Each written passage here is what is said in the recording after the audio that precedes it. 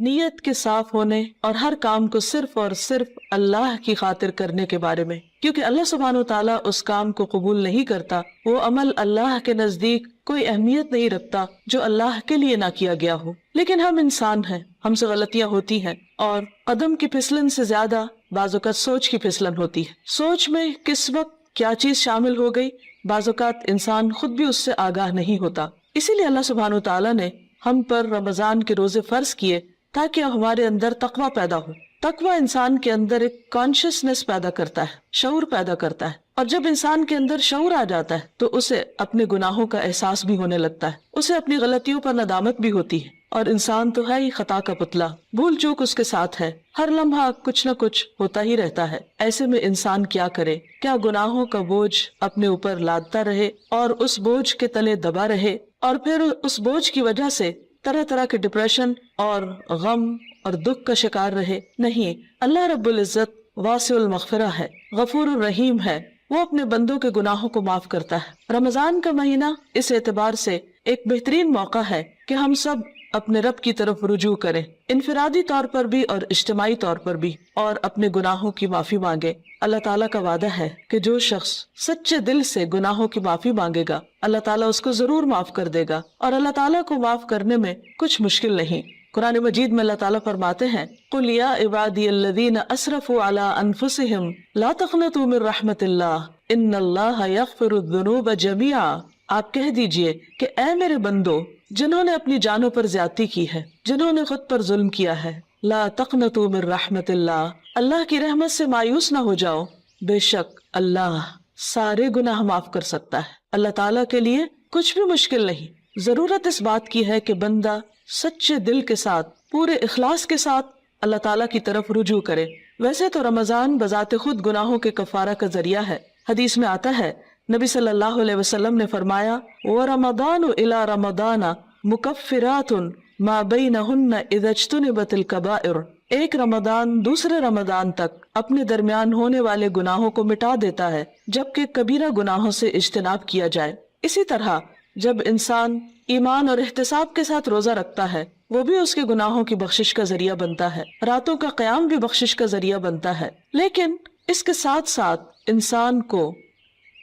پورے شعور کے ساتھ، پورے احساس کے ساتھ خود اللہ کی طرف رجوع کرنا چاہیے اور اپنے گناہوں کی معافی مانگنی چاہیے، خصوصاً کبیرہ گناہ، ان کے لیے معافی مانگنا ضروری ہے۔ اللہ تعالیٰ سے توبہ کرنے کا ایک طریقہ بھی بتایا گیا، اور وہ یہ کہ انسان اپنے گناہوں پر نادم ہو، شرمندہ ہو، ان کا اعتراف کرے، ان کو مانے، اور پھر آئندہ نہ کرنے کا وعدہ کرے، اور پھر اپنی زندگی کی اصلاح کر لے۔ انسان کی انسانیت اسی میں ہے کہ وہ اللہ تعالیٰ کی طرف رجوع کر لے اور گناہوں کا اعتراف کرے۔ انسان اور شیطان میں یہی فرق ہے۔ شیطان نے جب انسان کو یعنی آدم علیہ السلام کو سجدہ کرنے سے انکار کیا تو اس کے بعد جب اس سے پوچھا گیا کہ ما منعک الا تسجد اذ امرتک، اللہ تعالیٰ نے فرمایا کہ تمہیں کس چیز نے روکا تھا کہ تم سجدہ کرتے جبکہ میں نے تمہیں حکم دیا تھا؟ تو اس پر بجائے اس کے کہ وہ نادم ہوتا، اپنی غلطی کا اعتراف کرتا، وہ اکڑ گیا اور اللہ سبحانہ وتعالیٰ کو بلیم کرنے لگا۔ اس کے برعکس آدم علیہ السلام سے جب خطا ہوئی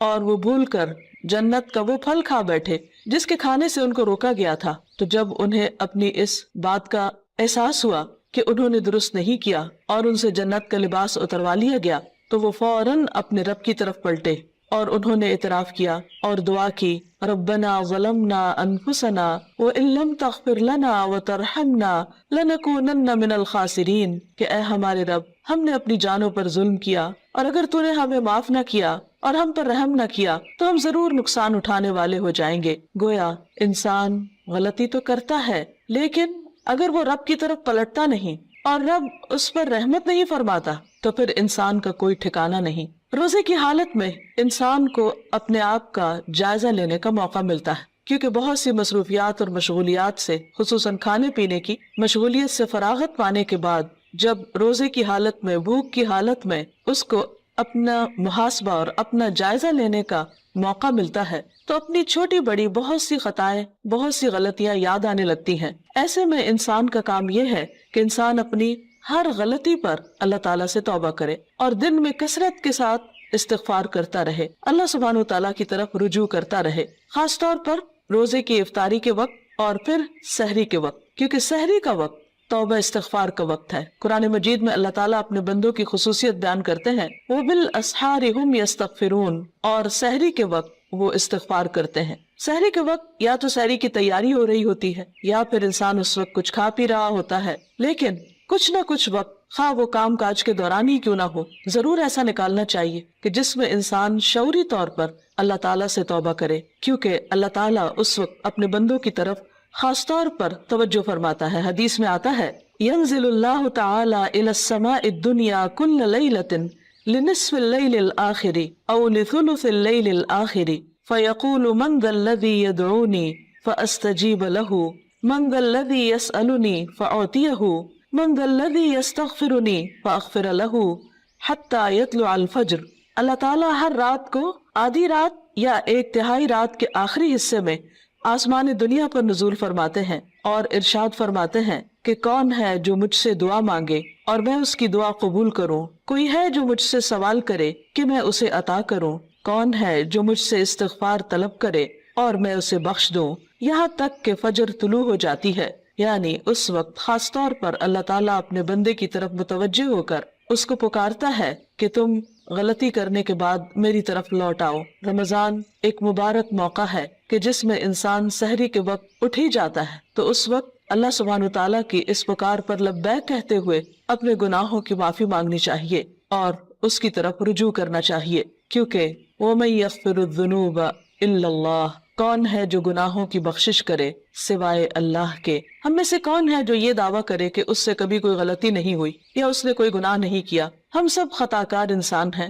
اور ہم سے غلطیاں ہوتی ہیں، لیکن غلطی پر توبہ کرنا اور غلطی پر شرمندہ ہونا انسان کی فطرت میں ہے۔ اگر انسان اس فطرت کو مسخ نہ کر دے تو جو ہی کوئی گناہ ہوتا ہے انسان کا ضمیر فوراً ہی اسے آگاہ کرتا ہے کہ تم سے غلطی ہوئی ہے اور انسان اپنے رب کی طرف پلٹنا چاہتا ہے، لیکن بعض اوقات انسان کا نفس اس کو دھوکہ بھی دے جاتا ہے، اور بجائے اس کے کہ انسان غلطی کا اعتراف کرے، انسان اپنی غلطی پہ پردہ ڈالنے لگتا ہے، اس کو جسٹیفائی کرنے لگتا ہے اور پھر غلطی پہ غلطی کیے چلے جاتا ہے۔ کیونکہ ہوتا یہ ہے کہ جب انسان ایک گناہ کر لیتا ہے، اللہ کی ایک حرمت کو پامال کرتا ہے، اللہ تعالیٰ کی ایک نافرمانی کرتا ہے، تو پھر اس کے بعد اس کی جھجک ختم ہو جاتی، اس کی حیا ختم ہو جاتی، پھر وہ دوسرے گناہ کے لیے دلیر ہو جاتا ہے اور پھر گناہوں کا سلسلہ چل پڑتا ہے۔ اور اگر انسان توبہ نہیں کرتا تو وہ ایک سیاہ نقطہ جو دل پر لگتا ہے ایک گناہ کی وجہ سے، وہ نقطہ پھیلنے لگتا ہے حتیٰ کہ گناہوں کے ساتھ پورا دل سیاہ ہو جاتا ہے اور پھر انسان کے اندر سے احساس بھی ختم ہو جاتا ہے۔ اس کے باوجود انسان کو مایوس نہیں ہونا چاہیے۔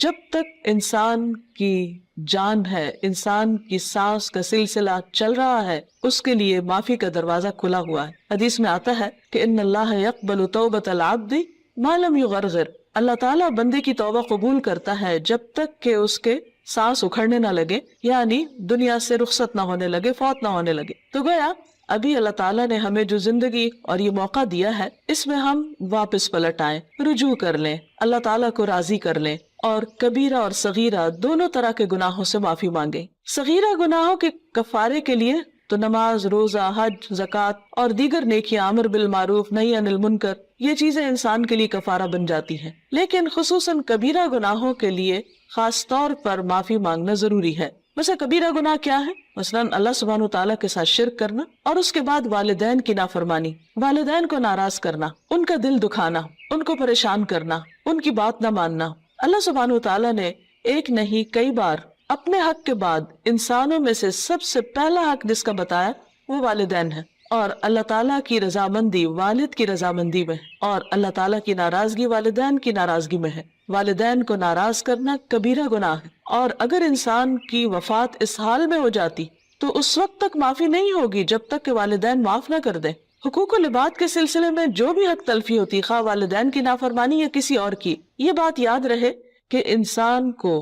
اس وقت صرف اللہ تعالیٰ سے ہی نہیں بندوں سے بھی معافی مانگنی ہوگی، یعنی بندوں کو بھی راضی کرنا ہوگا۔ والدین کے بعد باقی رشتہ دار، دوست احباب اور انسانوں میں سے کسی انسان پر بھی اگر کوئی ظلم یا زیادتی ہوئی ہو تو اس کے لیے توبہ استغفار اور اس کے ساتھ ساتھ اس بندے سے معافی مانگنا بھی ضروری ہے۔ اسی طرح زبان کے بہت سے گناہ کبیرہ گناہ ہے، مثلاً جھوٹ بولنا۔ اسی طرح غیبت، اور غیبت کیا ہے؟ کسی مسلمان بھائی کی پیٹھ پیچھے اس کی برائی کرنا، کسی پہ جھوٹا الزام لگانا، کسی کو تانا دینا، کسی کے بارے میں بدگمانی کرنا، کسی کا مذاق اڑانا، نقلیں اتارنا، یہ سب دوسروں کا دل توڑنے والی باتیں، یہ تہذیب کے دائرے سے نکلی ہوئی حرکتیں، اور ہمارا دین ان چیزوں کی قطعاً ہمیں اجازت نہیں دیتا۔ کسی کے ساتھ اختلاف کا ہو جانا، کسی کی بات کو ناپسند کرنا، یہ ہر انسان کا حق ہے، لیکن یہ سب کچھ دلیل کی بنا پر ہونا چاہیے، محض جذبات کی بنا پر نہیں، کہ ہم اگر کسی سے اختلاف کرتے ہیں تو پھر ہم اپنے لیے اس بات کو جائز کر لیں کہ جیسے چاہیں پھر اس کے ساتھ معاملہ کریں، یا جیسے چاہیں اس پر الزام تراشی کریں، اور پھر اس کے بعد خود کو سچا ثابت کر کے یا اپنے آپ کو مطمئن کر لیں، تو یہ بات جائز نہ ہوگی، یہ کافی نہ ہوگی۔ انسان کے لیے خود اس کا سب سے بڑا دشمن اس کا اپنا نفس ہے، اور انسان بعض اوقات باہر کے دشمن کو پہچان لیتا ہے لیکن اندر کے دشمن کو نہیں پہچانتا، جب وہ انسان کو غلطی پر تھپکیاں دے کر سلا دیتا ہے، یا اس کو مطمئن کر دیتا ہے، یا پھر اسے صرف دوسروں کے عیب دکھاتا رہتا ہے اور اپنے عیب بھلوا دیتا ہے۔ اس لیے بہت ضروری ہے کہ ہم ان تمام گناہوں، خواہ وہ جسم سے تعلق رکھتے ہوں، خواہ وہ دل سے تعلق رکھتے ہوں، خواہ وہ زبان سے تعلق رکھتے ہوں، ان تمام گناہوں پر نمبر 1 شرمندگی کا اظہار کریں، نمبر 2 ان کا اعتراف کریں، نمبر 3 آئندہ نہ کرنے کا وعدہ کریں، اور نمبر 4 اللہ رب العزت سے دعا کریں کہ وہ ان گناہوں کو ڈھانپ دے، ان کو ہمارے نامہ اعمال سے مٹا دے، اور ہماری توبہ کی وجہ سے ان گناہوں کو بھی ہماری نیکیوں میں بدل دے،